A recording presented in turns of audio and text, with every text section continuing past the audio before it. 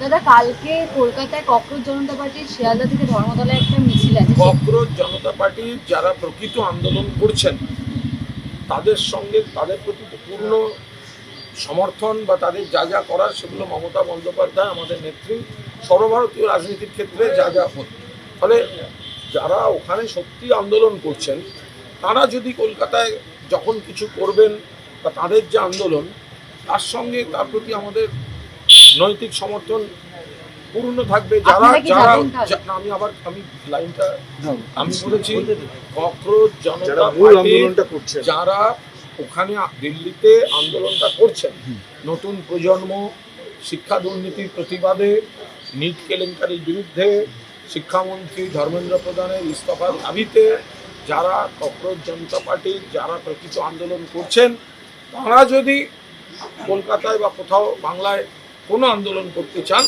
সেখানে আমাদের সমর্থন থাকবে। প্রধানমন্ত্রী আজকে একটি বার্তা দিয়েছেন যে এর পেছনে যারা যারা দোষী তাদেরকে চিহ্নিত করে শাস্তি দেওয়া হবে এবং নিরপেক্ষ তদন্ত হবে বলেছেন।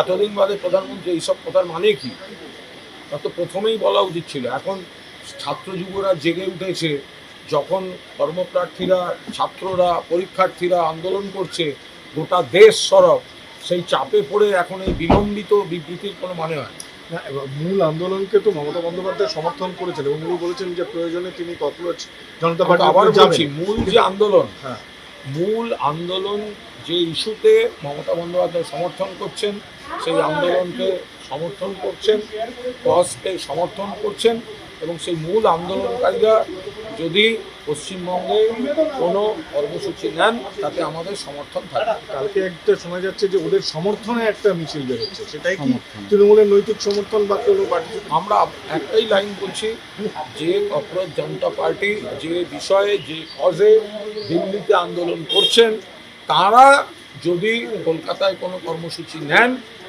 যারা আন্দোলনটা করছেন দিল্লিতে তারা কোনো কর্মসূচি নিলে আমাদের পূর্ণ নৈতিক সমর্থন থাকবে। দাদা, আর প্রধানমন্ত্রী এটাও বলেছেন যে নিট কেলেঙ্কারির যে পুরো ব্যাপারটা ফাস্ট ট্র্যাক কোর্টে ফরওয়ার্ড করা হয়েছে। আরে সারা দেশে কতগুলো ফাস্ট ট্র্যাক কোর্ট আছে, বিজেপি শাসিত রাজ্যগুলোতে ফাস্ট ট্র্যাক কোর্ট কী আছে? নারী নির্যাতনের ফাস্ট ট্র্যাক কোর্ট হয়নি।